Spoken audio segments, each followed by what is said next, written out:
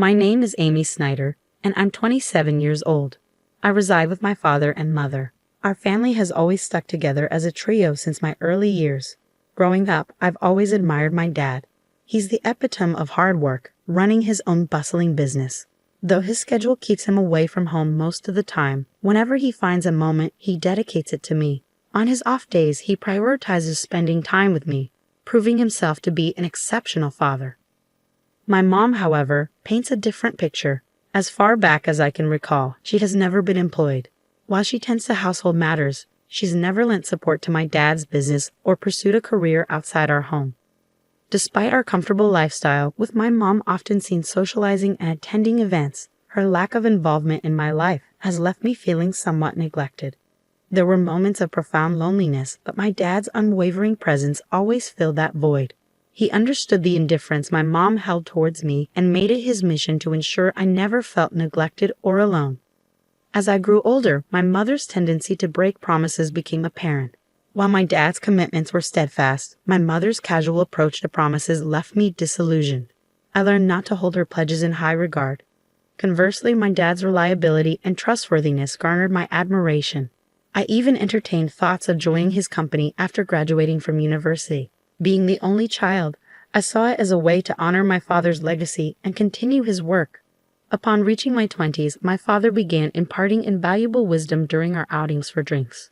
Meanwhile, my mother's involvement in my life remained superficial. The only time she interjected was during my sophomore year of college when I expressed my desire to join my father's company. "Dad, I want to work at your company after graduation. I'm already preparing for it. I want to follow in your footsteps someday," I announced eagerly. "Amy, are you sure about that? A girl doesn't need to pursue such endeavors." My mother intervened, her words dripping with traditional expectations. "Why not? I want to work hard like Dad," I insisted. "A woman should find a good man and let her husband provide for her," she countered, echoing typical sentiments. Disheartened by her lack of understanding, I chose not to engage further. I refused to live a life tethered to someone else's ambitions, mirroring my mother's existence. I had always aspired to become an independent woman, determined to navigate through my college years on my own terms. After that pivotal moment, I dedicated myself to diligent study, paving the path to join my father's company immediately after graduation. Though my mother remained unconvinced, it seemed she eventually resigned herself to my decision. "If you choose to live this way, so be it. But remember, you'll bear the consequences of not heeding your mother's advice," she remarked resignedly. "If you're willing to accept that, then do as you please." So I followed her directive by stepping into my father's company, inadvertently widening the chasm between my mother and me. Conversely, my bond with my father deepened as we spent more time together. Reflecting on it now, I realized my mother wasn't pleased with the turn of events.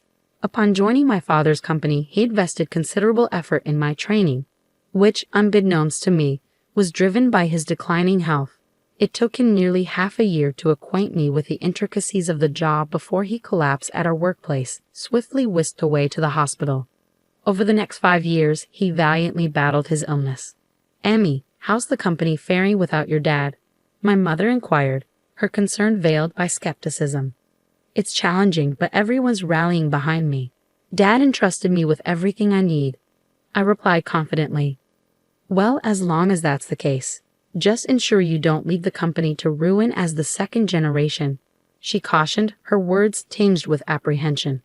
"You lack any genuine interest or affection for the company. You're merely preoccupied with others' perceptions," I retorted, disheartened by her lack of faith. During my father's illness, our disagreements were frequent. Despite his weakening state, he made sporadic visits to the company, emphasizing its significance. "These employees in this company are invaluable treasures to me, but I must relinquish my hold on them," he confessed, his voice laced with emotion. "Amy, I've witnessed your dedication over the years. I trust you to safeguard this place and everyone here. I don't know if I can emulate you, Dad, but I'll strive to uphold your legacy," I pledged solemnly. From that day forth, the mantle of leadership was bestowed upon me. With my father mostly confined to the hospital, my days were consumed with the company's affairs, leaving little time for homecomings. I prioritized visiting him regularly, carving out time amidst my busy schedule. My mother, on the other hand, fulfilled only the basic duties, such as delivering changes of clothes to him. Even that seemed to inconvenience her. I couldn't help but wonder about her feelings towards my father. Did she lack any sense of gratitude or compassion for his illness? The thought left me feeling sorry for him, recalling the sacrifices he made for me during my childhood, a time when my mother's affection remained elusive. Despite my exhaustion, I made a concerted effort to visit him as often as possible, a routine that persisted for about a year until he peacefully passed away in his sleep. Amidst the whirlwind of tasks that followed, I barely had a moment to grieve. My mother, oblivious to my emotional turmoil, expected me to handle everything from funeral arrangements to hospital paperwork. Realistically, I knew I couldn't rely on my mother, who had never ventured beyond the confines of our home. So I silently assumed responsibility for the myriad tasks. The day after the funeral, my mother broached the subject. "Amy, now that the funeral's over, you've settled down, haven't you?" she inquired. With a heavy heart, I accepted the reality of the situation. "Please leave this house. I've just inherited 200 million yen, so I have no use for you anymore." "Thank you," she declared, as though it were a mere formality. Her words stung, but I had anticipated them. Further discussion seemed futile. Did she truly believe that wealth could replace familial bonds and absolve her of responsibility? With a multitude of questions swirling in my mind, I made the decision to depart. The next day, I arranged for the sale of all belongings associated with me, leaving my mother utterly surprised at the speed of my departure. I had meticulously planned my departure, but I harbored a secret from my mother. Despite her claim of inheriting 200 million yen, my father had entrusted all financial matters to me, designating me as the sole inheritor. Not a single yen remained for my mother, a decision my father made adamantly while he was still in good health. "Your mother lacks the understanding of money management or prudent spending. I want you to provide her with monthly household expenses," he instructed me. "If she receives a lump sum, she's likely to squander it immediately. If she protests, refuse to give her a penny." Though my father's last words were spoken in jest, he handed me an SD card containing a video message addressed to my mother. While I never envisioned showing it to her, recent events suggested its necessity might arise sooner than later. After my departure, I anticipated my mother would reach out to me, but her summons came sooner than expected. "Come home immediately," she demanded over the phone. "I'm working, Mom. What's the matter?" I replied, feeling a pang of annoyance. "I just need to talk to you." "Please come quickly," she insisted. With a sigh, I reluctantly headed back to our family home, clutching the SD card in my hand. As soon as my mother laid eyes on me, she launched into accusations. "You absconded with all of your father's inheritance, didn't you? I knew something was amiss when you left so abruptly. Hand over your father's inheritance to me now," she demanded, her greed palpable. "How selfish can you be? You can't even fulfill your duties as a mother," I retorted, my frustration simmering. In response, I silently extended the SD card to her. Confused, she inspected it. "What's this?" she queried. "I suppose you don't even know how to watch this," I remarked, masking my disappointment. I retrieved my laptop, inserted the SD card, and played the video. On the screen, my father appeared, as vibrant as I remembered him. I couldn't help but wonder how my mother would react to this video letter. Silently, I exited the room, leaving her to watch it alone. I had never witnessed my mother defy my father before, but now, in the wake of his passing, would his words resonate with her? Upon returning to the room, I found my mother in tears, her emotions laid bare.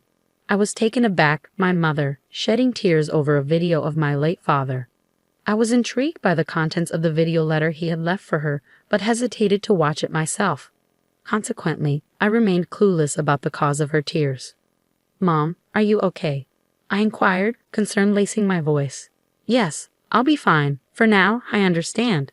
I'll adhere to your father's wishes and entrust everything to you from now on. Please, go home for today.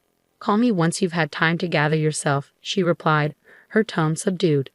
Sensing her desire for privacy, I left promptly, pondering over how my father had managed to silence my mother. Questions swirled in my mind as I made my way home. Nearly a month passed without any communication from my mother, prompting concern to gnaw at me. During my lunch break, I decided to pay a visit to my parents' house, hoping to check on her. However, she wasn't home. That evening, I returned once more, relieved to find the lights on. "Sorry for dropping in unexpectedly. I came by this afternoon, but you weren't home, so I grew concerned," I explained upon seeing her. I'm sorry, I was out for my part-time job during the day, my mother explained upon my return. A part-time job? I echoed incredulously. My understanding of my mother painted her as someone vehemently opposed to work. How had it come to this? Didn't you watch that video? It was a video letter addressed to you. I retorted, baffled by her sudden change in behavior. You can take it home. You should watch it too. Amy, can I watch it? I asked, extending the SD card to her. Very well, she acquiesced, passing it back to me. Feeling a twinge of apprehension, I returned to the office and settled at my father's desk. With a deep breath, I played the video. Honey, if you're watching this, it means you've not been able to communicate with Amy. First of all, thank you so much for helping me raise Amy until now. Without you, I don't think I could have managed the company while bringing up Amy. My father's voice resonated through the room. As his words continued, a sense of unease crept over me. Then he uttered something unexpected, something that shook me to my core. You've taken care of Amy, even though she is not your child, and I have nothing but gratitude for you. You've stood by my side for so many years, but as a result, you've given up on your dreams and have reached your age without earning your own living. For that, I take responsibility because I have allowed you to live a life of luxury. I'm sure you'll be in trouble when I'm gone. I'm not my mother's child, I blurted out, the realization hitting me like a ton of bricks. But then it clicked. Despite the lack of overt affection, she had cared for me every day, doing the bare minimum for a child who wasn't her own. Who was this person? I didn't register our marriage because you told me you felt bad for your sister, so I ended up supporting your living and didn't do anything else. I'm sorry, but once I'm gone, I worry about the rest of your life. There's no one to support you, and I've taken your life away. I sat in disbelief as my father spoke, his words flowing with unexpected clarity. It was all news to me, his concerns, his regrets, his hopes for our future. Throughout the night, I grappled with the weight of his revelations before confronting my mother the following day. Mom, I watched the video from Dad yesterday. You know it all now, I began, my voice tinged with a mixture of confusion and realization. I raised you because I was asked to. That's all, she confessed, her tone heavy with the weight of untold truths. What happened to my biological mother? I pressed, seeking clarity amidst the swirling chaos of newfound information. You were the child of my sister and your father, she explained somberly. My sister died right after giving birth to you, and I promised your distressed father that I would help raise Amy. I would become your mother. With her revelation, everything fell into place, even the parts I had previously only imagined. I learned of my mother's sacrifice, how she had set aside her own dreams to fulfill her promise to my father. I recalled how my mother used to work in a diner, her vibrant spirit and dedication palpable. Her dream had been to own her own diner, yet when she chose to become my mother, she shelved that dream. However, inspired by my father's words and prompted by the memory of her deferred dream, my mother made a decision. She resolved to reclaim that dream, embarking on a journey to pursue it once more. Currently, she is undergoing training as a part-timer, determined to turn her dream of owning a diner into reality. I should have done this earlier. Working is fun and suits me. I had no idea, so it's my fault you didn't work. I'm really sorry for not knowing anything, my mother admitted, her tone filled with regret. It's not your fault, Amy. I made the decision myself. But I'm not good with children, so I couldn't handle you well. I'm the one who caused you trouble, she continued, taking responsibility for her actions. As we conversed, I realized it was the first time we had such an open dialogue. At this stage in my life, I finally felt like I had come to understand my mother a bit better. Our conversations became more frequent, leading us to a decision: to use the money left by my father to fund the opening of her shop. Once she started working, my mother became somewhat more humble. She hesitated when the topic of funds for the shop came up, a behavior that would have been unimaginable not too long ago. While maintaining my regular job, I also assisted with the opening of her diner. This brought me into frequent contact with my mother, fostering a newfound relationship between us. Regarding living expenses, she insisted on managing them with her own income, refusing to accept help from my father's inheritance, promising that you'll tell me if you're struggling. After all, Dad trusted me to take care of you, I urged her. I'll be fine living on my own. It doesn't cost that much, but in terms of my diner's expenses, she trailed off, her determination evident. I'll be relying on you. Of course, I'm looking forward to it too, so do your best, my mother encouraged, her eyes filled with hope and anticipation. After many years, we finally became a real family. and now we are living harmoniously. She isn't my birth mother, and perhaps it was just the right time for me to learn this truth. Your diner is finally going to open tomorrow. Your dream is coming true, I remarked, filled with pride as I watched her dedication. Seeing you work so hard at that company reminded me of my own dreams when I was younger. I believe that's why I've made it this far. It's all thanks to you and your father. Thank you so much, Mom. I expressed my gratitude, feeling a deep sense of appreciation. Promise me to always be my mom, Amy, she implored, her voice filled with sincerity. From now on, let's get along even better than before. After all, we only have each other, I replied, feeling a newfound sense of closeness. Upon my father's death, the truth was revealed, and I accepted the reality of our situation. Deciding to live on with just my mother and me, I contemplated moving back to my hometown and living together with her again. I don't cook, so my mother is concerned about my poor diet and is supportive of me coming back, I explained, feeling touched by her care. My father would probably be surprised that we're getting along so well. His house, company, and inheritance that he left behind. I'll protect them at all costs while continuing to get along with my mother in order to become a real family. I vowed, determined to honor my father's legacy. We visited the graves of my father and my biological mother, my mother's older sister, to give our daily life updates. After going through the process of adoption, I finally became registered as my mother's daughter, forging a bond that transcended bloodlines.